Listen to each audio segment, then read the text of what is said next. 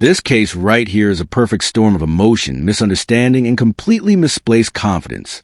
We got a pro SE plaintiff, meaning he's representing himself, going up against an experienced attorney in a civil lawsuit that already sounds shaky from the start. And the claim? Thousands of dollars over what appear to be small, everyday transactions during a relationship. Now add in a strict judge known for cutting through nonsense quickly, and you've got a situation where things can unravel fast. The real question is, does he actually have a legal claim, or is this just a breakup turned courtroom battle? Let's see how this plays out. All right. Mr. Jaffe. All right. This is the, are you here on Van Maren versus Davidson? Yes, Your Honor. Jasmine Davidson's my client, Your Honor. What's that? So Yes, I see Miss Davidson's here. And do I see Edward Van Maren? Present in the courtroom, Your Honor. All right, Edward Van Maren is present in the courtroom. So I have a motion for, sir, if you want to come on up, you can have a seat at this table. Oh, actually, you're going to be at that table over there, okay? All right, so I have a motion up for summary disposition. I've reviewed the motion. I reviewed all of the documents that were submitted to the court.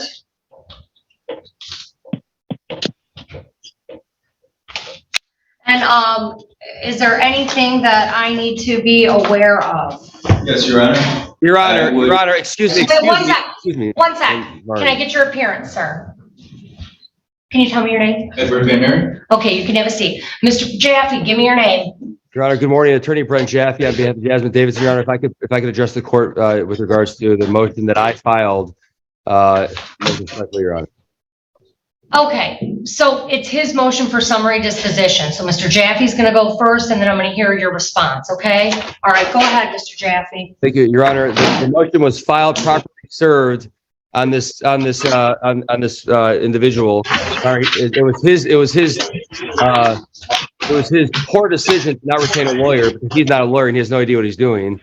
That being said, he never filed a response, Your Honor. This is well over a month ago. So right out of the gate, the defense is going for a summary disposition, which is essentially asking the court to throw the case out before it even gets going. Why? Because the plaintiff didn't respond, and more importantly, because the defense believes there's no valid legal claim here at all. This is serious. If granted, the case ends right here.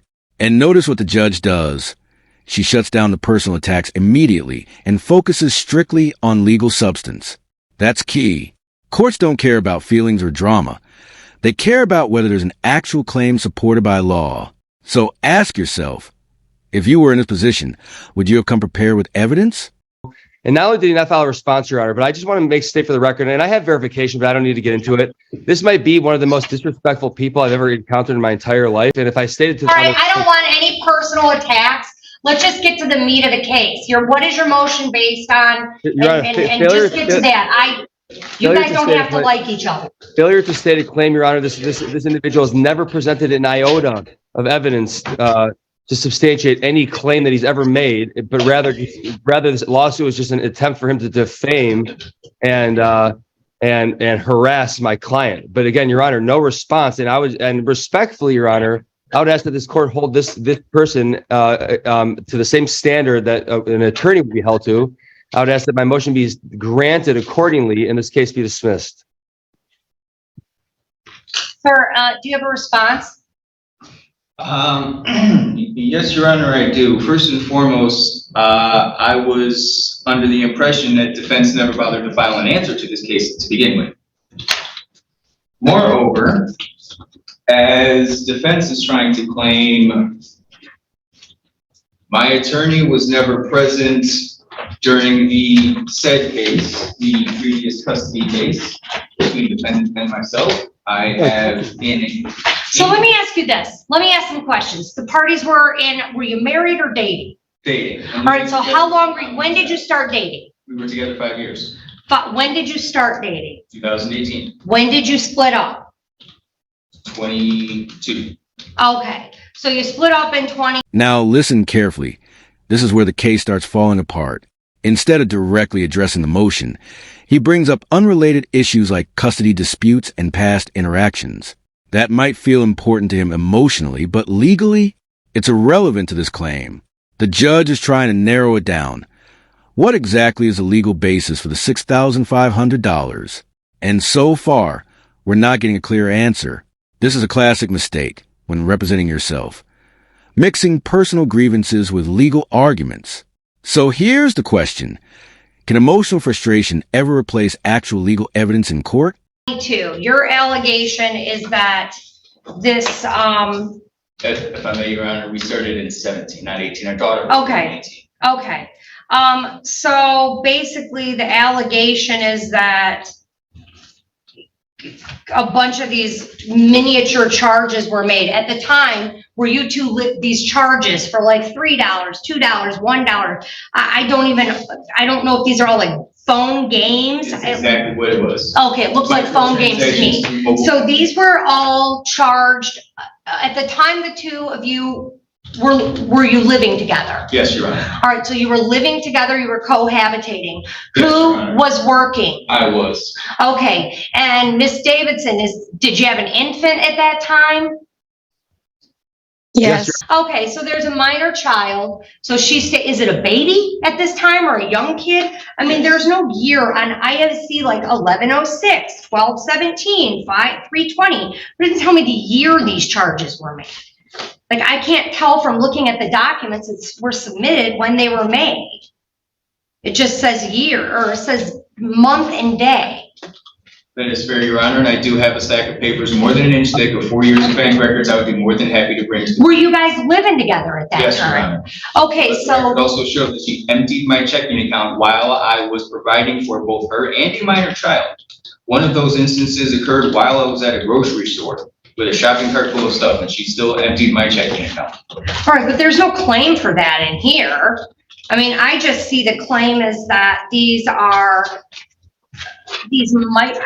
don't mean to call them micro transactions, Exactly what they are. but they're like $1.05, $1.05, $4.69, 91 cents, $1.05. Several hundred in total. These are, well, what is you made a claim for $6,500.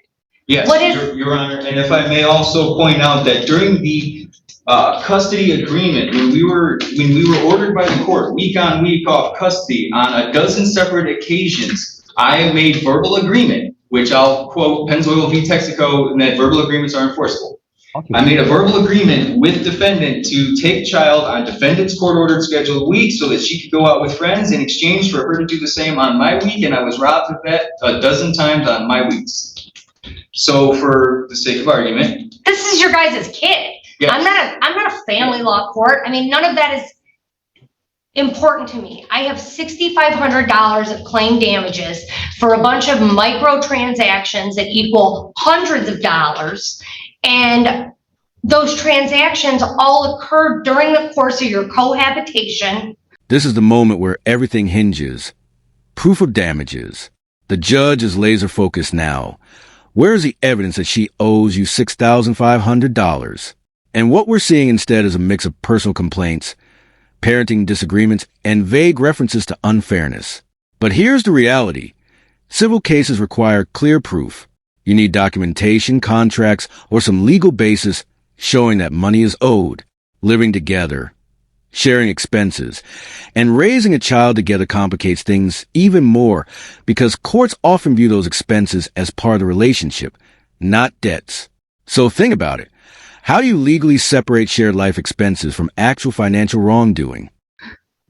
Well, you were the primary caregiver. Yeah, Your Honor, that is correct, Your Honor. That is correct, Your Honor. And again, just to reemphasize that, again, not an iota of information or supporting documents or even be Texaco, whatever the legal scholar is quoting, has ever been presented to me, nor has this person ever contacted me. Again, he was rightfully served, Your Honor. Well, it doesn't matter. I mean, if they're talking about making agreements outside of their parenting time order and one party's honoring them and the other party isn't, I am a district court judge. I do not do family law. I am not going to overstep my bounds and get involved in that. And certainly, I'm going to tell you my honest thoughts. I did family law for a long time.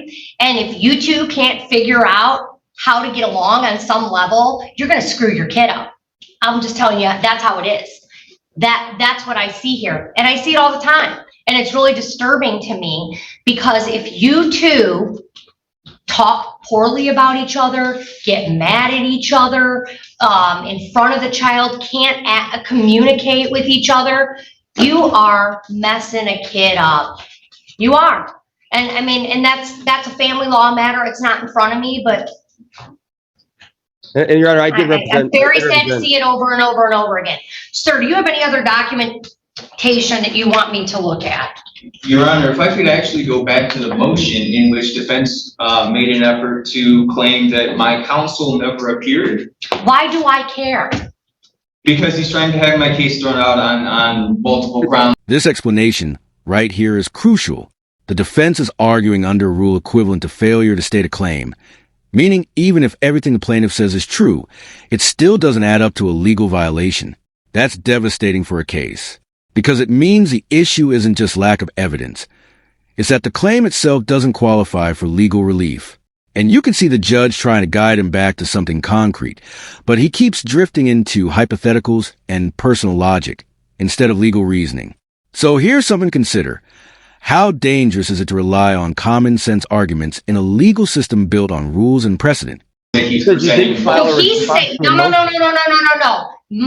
Listen, he is trying to get your case thrown out by saying there's no relief and there's no claim, that there's no legal basis for your claim.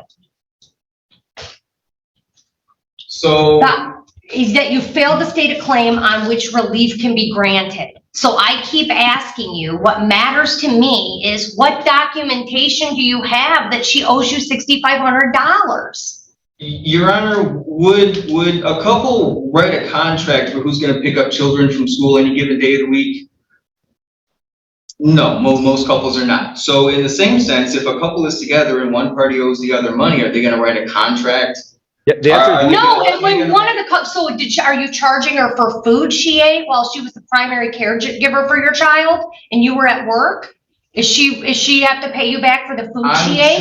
I'm asking you a question, and guess what? I got the robe, sir. So I'm asking you a question. Does she owe you money for food, shelter, clothing that you paid for her while she was the primary caregiver for your child? Your Honor, she does owe me for food, clothing, and shelter. During the 10-month span that I was under false pretenses, we were going to be a family. Okay, so no. All right, listen. The request for relief in this case was the maximum that was allowed. And this is where the case truly collapses. He's now arguing that she owes him for basic living expenses, food, shelter, clothing, during their relationship.